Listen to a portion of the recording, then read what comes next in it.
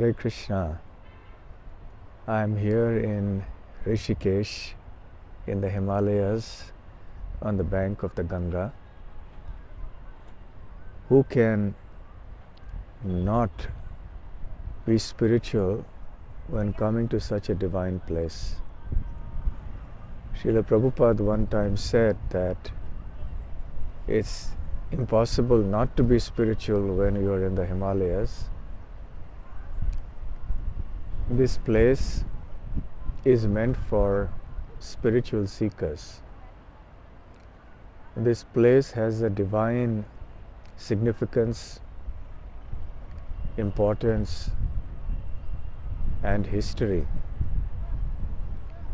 And it is very important that we respect that. The last time I came to Rishikesh was about 12 years ago, and even then it wasn't for a very long time. We were more or less passing through on our way to Badrinath and other places. But this time when I see here a lot of change that has happened. There is so much of commercialization and adventure tourism, enjoyment tourism of all kinds. People are coming here to enjoy from Delhi and from other places. They come here just for a holiday with least regard for the spiritual sanctity of this whole region. We sometimes see people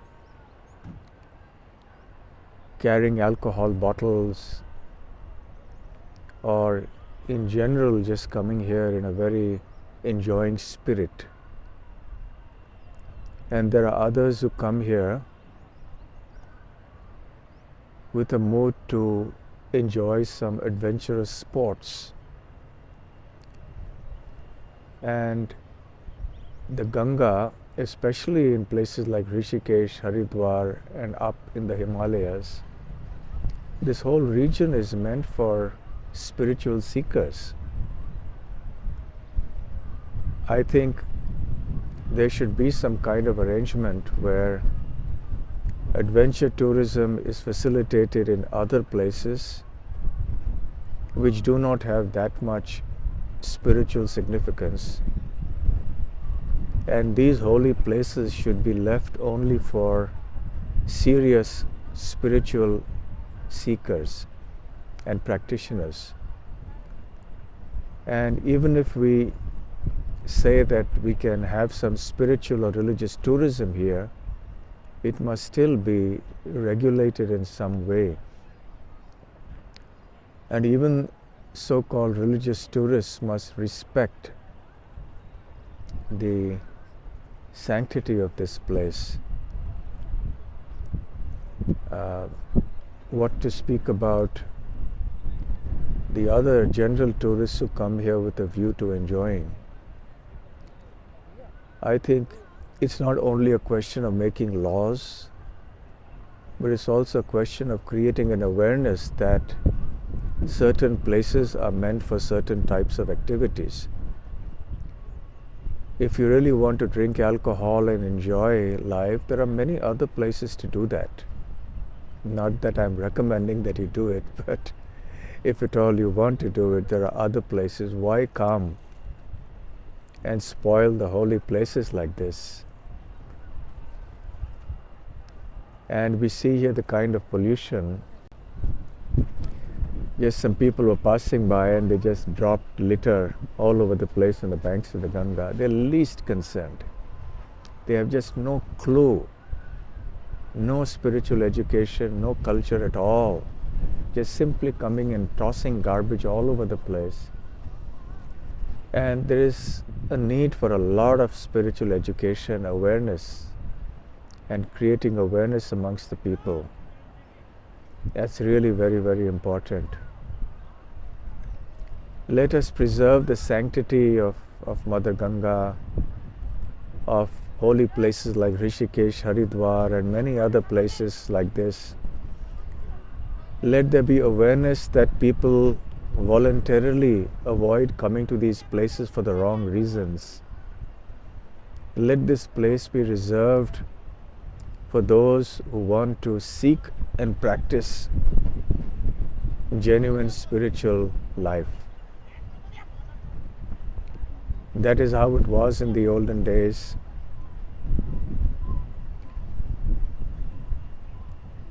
And when we come here and we see this kind of commercialization that's going on,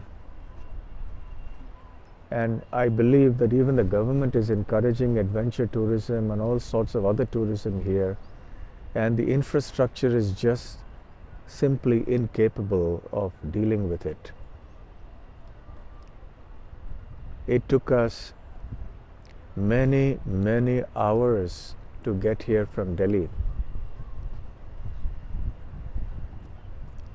On another platform, people speak of time standing still as an idiom, which means that you are so captivated by a particular situation that time stands still. But here, time was standing still in a very peculiar and funny way, because our GPS in the car was showing us that the number of kilometers to our destination was reducing, but the time was the same, which means that there was so much traffic that despite the distance getting lesser, the time taken, the estimated time for reaching our destination was the same, and in some cases it would increase. And most of these people were just looking at the way they were driving, the body language, the way they were simply coming here for just enjoying. So it was a kind of a regrettable situation. And along the way, the roads are so narrow, and indeed it's good in one sense. So, but when everybody tries to come here for the wrong reasons and the infrastructure is inadequate, then why should there be a policy to encourage all sorts of tourists to come here? And even if somebody argues, then why don't they make some good facilities here, create some infrastructure? The answer is that perhaps it's best not so crowded. These places should not be crowded more than really required, and that also by the right kind of people. And furthermore, the ecology of this place is so fragile, with the hills and the trees and the river and so on. To create unnecessary, elaborate infrastructure with roads and so on, and the digging and all of that goes on, it can be very harmful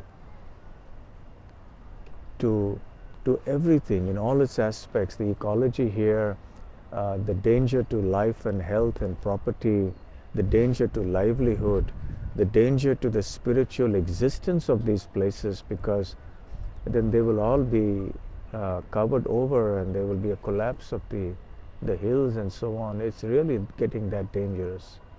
Everywhere there is wanton, illegal and unwanted construction going on, and someone has to raise a voice. There are many people who are doing that, but I think it needs to be spoken louder and wider, and it has to reach the powers that be. It has to reach the ears of people who have the power to do something about it. And ultimately it has to reach the common person who wants to come here. Perhaps the government should think about, as I said earlier, dedicating special places for adventure tourism where the ecology will not be harmed, and the so-called enjoyment tourists can have a separate place also. These places like Rishikesh, Haridwar and the related places all along should be declared as notified places. So certain kinds of activities like drinking alcohol and all of that should be prohibited here. You can do that in so many other places. Why come here to do that? You should have some respect for people who want to come here for their spiritual pursuits. We don't come to your bars and to your hotels and your other places of enjoyment. So why do you want to come here and spoil the whole atmosphere here? I remember when I first came to Rishikesh in 1986 or 87, probably it was 87. It was just such a blissful experience. And that's not too far away, that's just a few decades ago. And in 1987, we lived here in the ashram on the banks of the Ganga. And it was just such an intensely blissful spiritual experience, with unforgettable experience. But nowadays, you really have to focus hard to try to be spiritual over here.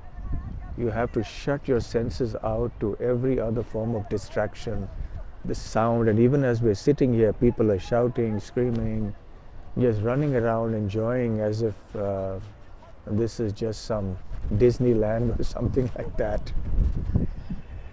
And well, what can I say? But nevertheless, for those who are genuinely seeking some spiritual benefit, one has to try to drown out these things, ignore them, and just focus on the purpose for which one has come here. Mother Ganga is just sublime. She's so kind and merciful. And just being here on the banks of this holy river just makes one feel so enveloped in her, in the fold of her kindness and mercy.